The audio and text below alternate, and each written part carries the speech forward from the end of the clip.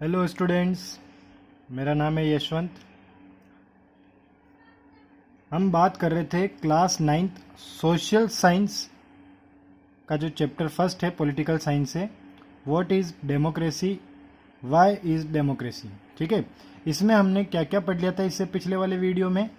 इससे पिछले वाले वीडियो में हमने पढ़ लिया था कि डेमोक्रेसी की डेफिनेशन क्या है ना, और इस डेमोक्रेसी की डेफिनेशन में क्या कमी है इसके बारे में। इससे पहला वाला वीडियो अगर आपने नहीं देखा हो तो लिंक डिस्क्रिप्शन में है, जाकर देख लीजिए। देखिए, डेमोक्रेसी की डेफिनेशन, सिंपल डेफिनेशन हमने पढ़ी थी। Democracy is a form of government which the rulers are elected by the people. Rulers कौन इलेक्ट करता है? People. But this definition is too simple, that is why we need to learn all the features of democracy. अब ये definition क्या बहुत ही simple है, इसीलिए हमें डेमोक्रेसी के सारे फीचर्स पढ़ने होंगे। तो हमने कल फीचर्स स्टार्ट कर लिए थे। हमने एक फीचर पढ़ लिया था, rulers are elected by the people. एक फीचर हमने पढ़ लिया था, elected rulers take all the major decision in the government. ठीक है, और एक फीचर हमने पढ़ा था, free and fair electoral competition, यानी कि जो इलेक्शन प्रोसीजर होता है, इलेक्शन प्रोसीजर कैसा होना चाहिए? Free and fair. ठीक है, इसमें हमने एक एग्जांपल भी देखा था मेक्सिको का, कि मेक्सिको में एक पार्टी थी, पीआरआई पार्टी, जो कि 1930 से 2000 तक कंटिन्यू क्या कर रही थी? 1930 से 2000 तक कंटिन्यू जीतती आ रही थी, है ना। अपोजिशन पार्टी जीत ही नहीं पा रही थी। क्यों? क्योंकि पीआरआई पार्टी क्या अपनाती थी? Dirty means. इलेक्शंस को जीतने के लिए वो गलत तरीके से जीतते थे। इसका मतलब free and fair electoral competition वहाँ पर नहीं था, यानी कि मेक्सिको में ट्रू डेमोक्रेसी नहीं थी, फेक डेमोक्रेसी थी। आज हम नेक्स्ट फीचर की बात करेंगे। नेक्स्ट फीचर क्या है हमारा? One man one vote one value. ठीक है, one man one vote one value. देखिएगा, every citizen of the country, poor और रिच, वीक और स्ट्रॉन्ग, कॉमन और स्पेशल, मैन और women, must have equal right to vote. यानी कि किसी भी देश में अगर आप डेमोक्रेसी को रखते हो, डेमोक्रेसी को अपनाते हो, तो वहाँ पर किसी भी प्रकार का डिस्क्रिमिनेशन नहीं होना चाहिए, वोटिंग को लेकर भेदभाव नहीं होना चाहिए। हर एक पर्सन एक वोट ही दे सकता है और उसके वोट की सेम वैल्यू होनी चाहिए जो कि दूसरे पर्सन्स की है। ओके, न तो अमीर गरीब में भेदभाव होना चाहिए, न ताकतवर और कमज़ोर में भेदभाव होना चाहिए, ना सामान्य और विशेष में भेदभाव होना चाहिए, ना ही मैन और वुमेन में। किसी भी प्रकार का कोई भी डिस्क्रिमिनेशन नहीं होना चाहिए। पुअर और रिच में भी डिस्क्रिमिनेशन ना हो, वीक और स्ट्रॉन्ग में भी ना हो, कॉमन स्पेशल में भी ना हो, मैन और वुमेन में भी नहीं होना चाहिए। Every citizen of the country, सभी को, जितने भी सिटीजन उस कंट्री में रह रहे हैं, सभी को इक्वल राइट मिलना चाहिए। ठीक है, अब देखिएगा, some countries having democracy but not equal right to vote for their all adult people. यानी कि कुछ देशों में क्या होता है कि वो लोग डेमोक्रेसी को तो अपनाते हैं, लेकिन अपने जो एडल्ट पीपल है, अपनी जो जनता है उनको इक्वल राइट वोटिंग का नहीं मिलता है। यानी उन्हें समान अधिकार, जो एडल्ट पीपल है उनको वोटिंग का सेम पावर नहीं मिलता है। ऐसा कहीं पर होता है क्या? तो इसके लिए हमने कुछ एग्जाम्पल्स लिए हैं, हम उन एग्जाम्पल्स की बात करते हैं। सबसे पहले हम बात करते हैं इंग्लैंड की। In England before 1928 the women of England had no right to vote. यानी कि 1928 से पहले इंग्लैंड में वुमेन्स को, यानी महिलाओं को, वोट देने का अधिकार ही नहीं था। आगे बात समझ में। Even poor people could not vote before 1918। और 1918 से पहले जो पुअर पीपल होते थे उनको भी वोट देने का अधिकार नहीं था। इसका अर्थ क्या हो गया? इसका अर्थ यह हुआ, इसका मीनिंग यह निकल कर आता है कि इन दोनों के साथ क्या हुआ था? भेदभाव हुआ था, डिस्क्रिमिनेशन हुआ था। इसका मतलब यहाँ पर ये उस समय पर ट्रू डेमोक्रेसी कहलाएगी या फेक डेमोक्रेसी कहलाएगी? तो ये फेक डेमोक्रेसी है। इसके अलावा अगर हम और एग्जाम्पल की बात करें तो हम बात करते हैं फिजी कंट्री की। इन फिजी, फिजी एक देश है, वहाँ पर क्या हुआ था? Vote of an indigenous Fiji has more value than that of an Indian Fiji.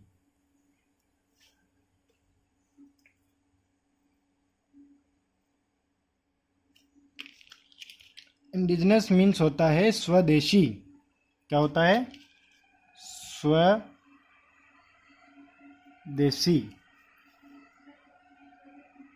तो देखिएगा वहाँ पर इंडिजिनस फिजी और इंडियन फिजी, इन दोनों के बीच में क्या हो रहा था? डिस्क्रिमिनेशन हो रहा था। कैसे? कि भाई इनके वोटिंग का जो वैल्यू था वो क्या था? कम था। वोट तो ये भी करते थे और वोटिंग पावर इनके पास भी था, वोटिंग पावर इनके पास भी है, लेकिन इंडियन फिजी जो है उनके वोट की वैल्यू कम थी और इंडिजिनस फिजी के वोट की वैल्यू बहुत ही ज़्यादा थी। तो यहाँ पर क्या हुआ? इन दोनों के बीच में डिस्क्रिमिनेशन हुआ। क्लियर? यानी कि यहाँ पर भी फिजी में भी क्या उसे आप ट्रू डेमोक्रेसी कहोगे? नहीं, ये भी ट्रू डेमोक्रेसी नहीं कहलाएगी। इंडिया की अगर हम बात करें तो इंडिया में देखिएगा किसी भी प्रकार का कोई भी डिस्क्रिमिनेशन नहीं होता है, ना रिच पुअर में होता है, ना कॉमन स्पेशल में होता है, ना मैन वुमेन में होता है। ठीक है, सभी को इक्वल राइट्स मिले हुए हैं, सभी के वोट की वैल्यू सेम होती है। वन वोट वन वैल्यू की कंडीशन को अपनाया जाता है इंडिया में। ठीक है, हो रहा है क्लियर? ये हमारा डेमोक्रेसी का फोर्थ फीचर। अब हम बात करेंगे डेमोक्रेसी का fifth feature. Fifth features of democracy: rule of law and respect for rights. Rule of law and respect for rights, इसका मतलब क्या होता है? इसको समझिएगा। Ruler elected by the people exercise their power. Ruler elected by the people यानी कि जिस शासक को जनता ने चुना है, जिस रूलर को, जिस प्रतिनिधि को जनता ने चुना है, exercise their power according to the constitution, यानी कि उसको अपनी शक्तियों का इस्तेमाल कैसे करना चाहिए? कॉन्स्टिट्यूशन के अकॉर्डिंग, यानी कानून के अकॉर्डिंग। हो रहा है क्लियर? जिस व्यक्ति को जनता ने चुना है, बात समझना, जिस भी व्यक्ति को, जिस भी रूलर को इलेक्ट किया है जनता ने, उसे अपने सारे काम किसके अंदर रहकर करने चाहिए? कॉन्स्टिट्यूशन यानी संविधान के अंदर रहकर करने चाहिए। ठीक है, यानी कि संविधान की पालना करते हुए इसको फॉलो करना चाहिए। ठीक है, तभी वो ट्रू डेमोक्रेसी कहलाएगी। Then the government will be called democratic, otherwise not. यानी कि जिस रूलर को हमने इलेक्ट किया है, जिस रूलर को हमने चुना है, अगर वो संविधान के अंदर रहकर, कॉन्स्टिट्यूशन के अंदर रहकर काम करता है, तब तो गवर्नमेंट क्या कहलाएगी? डेमोक्रेटिक गवर्नमेंट कहलाएगी। अदरवाइज वो डेमोक्रेटिक गवर्नमेंट नहीं कहलाएगी। अच्छा, ऐसा कहीं पर हुआ है क्या? तो हम बात कर रहे हैं वापस, एक और एग्जाम्पल आ गया हमारे सामने। इस बार हम एग्जाम्पल किसका ले रहे हैं? जिम्बाब्वे का, केस ऑफ जिम्बाब्वे। अब जिम्बाब्वे में क्या हुआ था वो देखिएगा पॉइंट टू पॉइंट। 1980 में उनको मिली आज़ादी, जिम्बाब्वे को आज़ादी मिली 1980 में। ठीक है, उस समय जो एक फ्रीडम स्ट्रगल पार्टी थी, ठीक है, जिस पार्टी ने उस समय आज़ादी के लिए बहुत ज़्यादा स्ट्रगल किया था, वो कौन सी पार्टी थी? ZANU-PF party. ठीक है, और उस पार्टी ने क्या किया? अपनी शासन को स्टार्ट कर लिया। 1980 में आज़ाद हो गए। ZANU-PF पार्टी ने क्या किया? रूलिंग यानी शासन करना स्टार्ट कर दिया। और उस समय रूल्ड यानी कौन कर रहा था शासन? कौन, किसके कंट्रोल में था सब कुछ? रॉबर्ट मुगबे के। किसके? Robert Mugabe ruled the country. ये उस कंट्री में शासन चला रहे थे रॉबर्ट मुगबे। ठीक है, ही वॉज पॉपुलर। देखिए वो पॉपुलर तो थे ही, he was popular but also used unfair practice. ठीक है, पॉपुलर तो थे, लेकिन क्या करते थे वो, unfair practice. Over the year government change the constitution several time, और साथ ही साथ गवर्नमेंट ने, उस समय जो गवर्नमेंट बनी थी उस गवर्नमेंट ने क्या किया, कई बार क्या कर दिया, कानून को चेंज कर दिया। और कानून को चेंज भी उन्होंने किस प्रकार किया, देखिए, increase the power of president, यानी उन्होंने प्रेसिडेंट की पावर को क्या कर दिया, बढ़ा दिया। प्रेसिडेंट की पावर को तो क्या कर दिया, बढ़ा दिया, लेकिन मेड हिम लेस अकाउंटेबल, और रेस्पॉन्सिबिलिटी को क्या कर दिया, कम कर दिया। देखिएगा, ध्यान रखना, जब भी आपकी पावर्स बढ़ती है ना तो आपकी रेस्पॉन्सिबिलिटी भी बढ़ जाती है। लेकिन इन्होंने यहाँ पर काम ही क्या कर दिया, उल्टा, अपनी पावर को तो बढ़ा दिया लेकिन अकाउंटेबिलिटी, रेस्पॉन्सिबिलिटी, इसको क्या कर दिया, कम कर दिया। यानी कि ये संविधान की अवहेलना कर रहे थे, कानून की पालना नहीं कर रहे थे, बार बार कानून परिवर्तन कर रहे थे। ठीक है, क्योंकि ये क्या थे, क्योंकि ये रूलिंग पार्टी थी। ये क्या थी, रूलिंग पार्टी थी, तो ये एक तरह से मनमानी कर रहे थे। इसके अलावा और वहां पर क्या हुआ था वो भी देखिए, अपोजिशन पार्टी वर्कर्स वर हरास्ड, और जो अपोजिशन पार्टी के जो वर्कर्स थे उन्हें भी परेशान किया जाता था, हरेस्ड किया जाता था।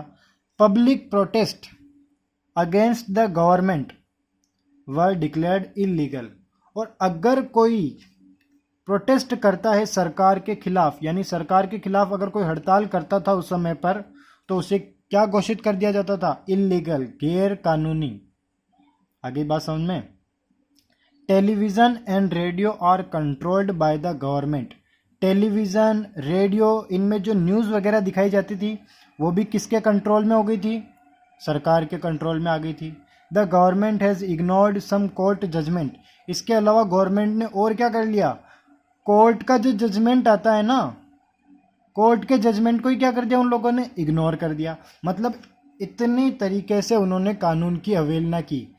इसका मतलब क्या किया, उन्होंने इस फीचर को फॉलो नहीं किया। इस फीचर को फॉलो नहीं करने के कारण हम क्या कहेंगे, जिम्बाब्वे में ट्रू डेमोक्रेसी थी या फेक डेमोक्रेसी, तो हम कहेंगे वहां पर फेक डेमोक्रेसी थी।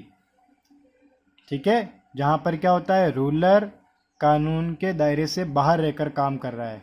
1980 में आज़ादी मिली, JNU-PF पार्टी को रूलिंग पार्टी बनाया गया, रॉबर्ट मुगाबे के कंट्रोल में था पूरा देश। उसने सारी प्रैक्टिस कैसी रखी, अनफेयर, और उन्होंने क्या किया, कानून को कई बार चेंज किया। इसके अलावा उन्होंने अपनी पावर तो बढ़ा ली और अकाउंटेबिलिटी को कम कर दिया। अपोजिशन पार्टी के वर्कर्स को हरेस किया जाता था, पब्लिक प्रोटेस्ट को इलीगल घोषित कर दिया, टेलीविज़न और रेडियो पर भी अपना कंट्रोल कर लिया, यानी कि मीडिया वाले उनके खिलाफ कोई न्यूज़ ही नहीं दे सकते थे। इसके अलावा उन्होंने क्या कर दिया, उन्होंने कई बार कोर्ट के जजमेंट को ही मानने से इनकार कर दिया, इग्नोर कर दिया। और जिसका परिणाम क्या रहा, इसका परिणाम ये रहा, as a result Robert Mugabe was forced out of office in 2017। इसके कारण 2017 में रॉबर्ट मुगाबे को अपना ऑफिस छोड़ना पड़ा। ठीक है, इसका मतलब उस समय तक जिम्बाब्वे में ट्रू डेमोक्रेसी नहीं थी, फेक डेमोक्रेसी थी। ये था हमारा 5th फीचर। अब हम बात करेंगे last and final feature, 6th, presence of independent judiciary.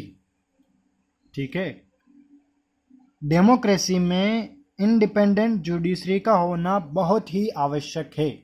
अब ये इंडिपेंडेंट जुडिशरी का मतलब क्या होता है, an independent judiciary means presence of such system which does not work under the pressure of any political or social institution, यानी कि एक ऐसी व्यवस्था होनी चाहिए, ठीक है, न्याय के लिए, जजमेंट के लिए एक ऐसी व्यवस्था होनी चाहिए जो किसी भी पॉलिटिकल पार्टी, किसी भी बड़े नेता के अंडर में, किसी भी बड़े नेता के प्रेशर में ना आए।